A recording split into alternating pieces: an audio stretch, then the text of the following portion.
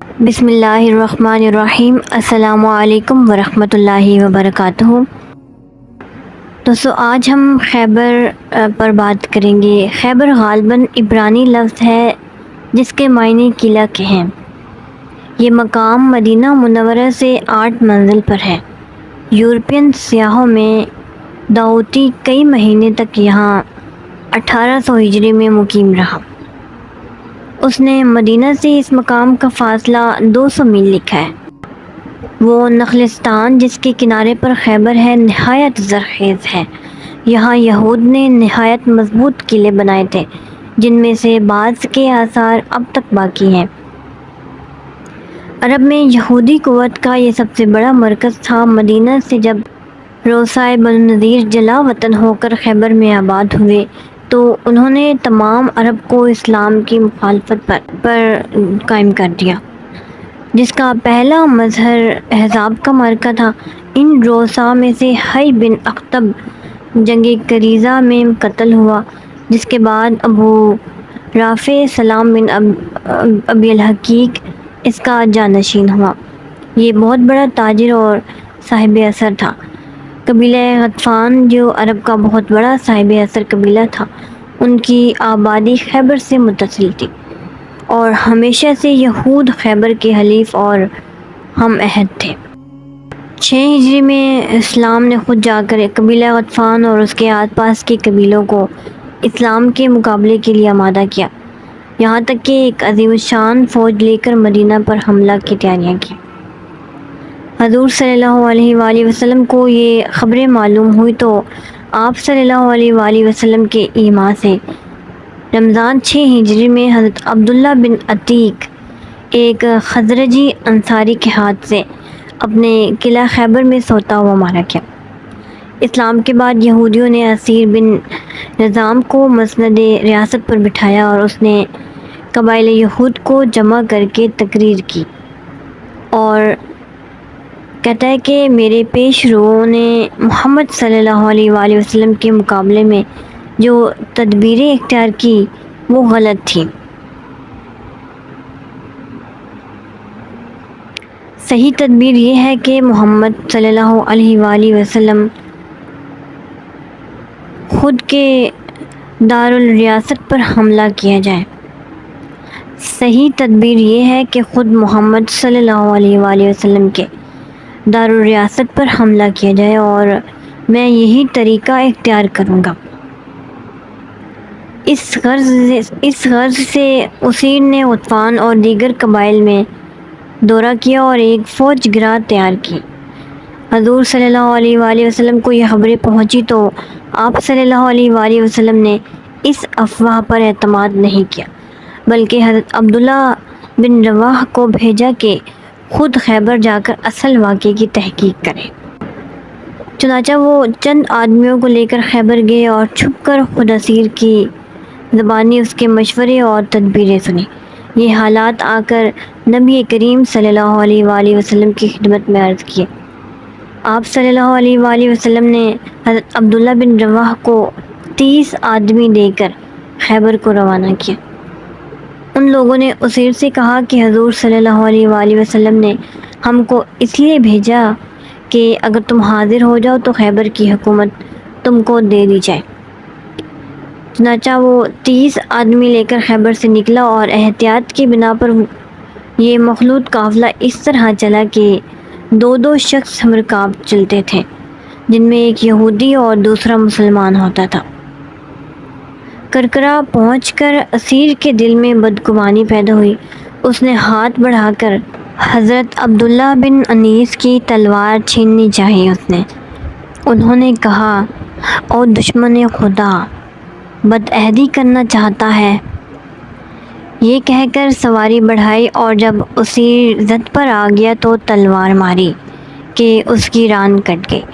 وہ گھوڑے سے گرتے گرتے اس نے حضرت عبداللہ رضی اللہ تعالیٰ عنہ کو زخمی کیا۔ اب مسلمان پیش دستی کر کے یہود پر ٹوٹ پڑے۔ نتیجتاً یہ ہوا کہ یہود میں سے ایک کے سوا کوئی نہیں بچا۔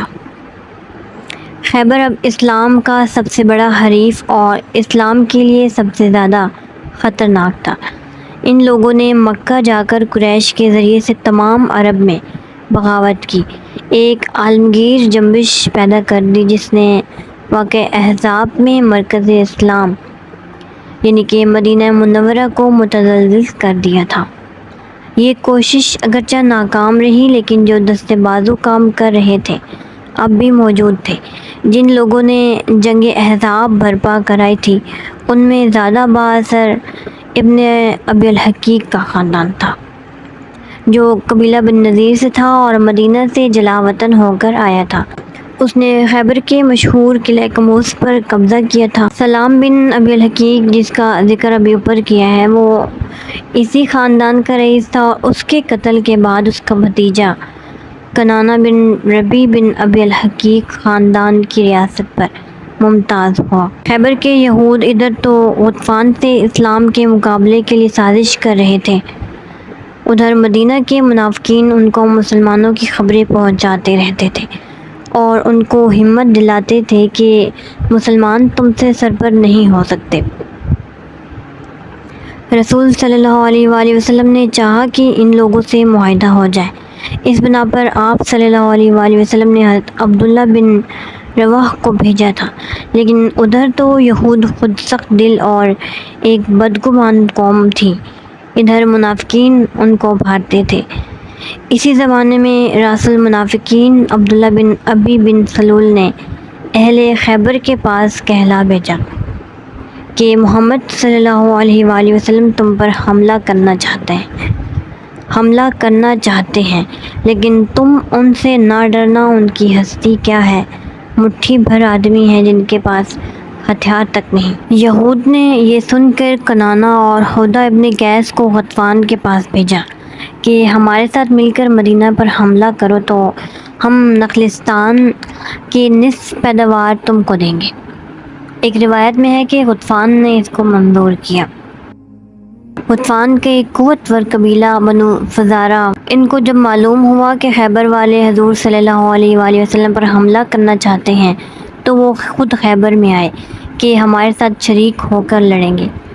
حضور صلی اللہ علیہ وآلہ وسلم کو جب یہ معلوم ہوا تو آپ صلی اللہ علیہ وآلہ وسلم نے بنو فزارہ کو خط لکھا کہ تم خیبر والوں کی مدد سے باز آؤ، خیبر فتح ہو جائے گا تو تم کو بھی حصہ دیا جائے گا، لیکن بنو فزارہ نے انکار کیا۔ غطفان کی شرکت جنگ کا دپاچہ یہ تھا کہ ذکر کی چراگاہ پر جو حضور صلی اللہ علیہ وآلہ وسلم کی اونٹنیوں کی چراگاہ تھی اس پر چھاپا مارا اور 20 اونٹنیاں پکڑ کر لے گئے۔ حضرت ابو ذر کے صاحبزادے کو جو اونٹنیوں کی حفاظت پر متعین تھے قتل کر دیا انہیں، اور ان کی بیوی کو گرفتار کر کے لے گئے۔ مسلمانوں نے جب تعاقب کیا تو وہ درہ میں گھس گئے۔ وہاں انیشہ بن حصن جو قبائل غطفان کا سپہ سالار تھا ان کی امداد کو موجود تھا۔ مسلمانوں میں حضرت سلمہ ایک مشہور قدر انداز ثابت تھے۔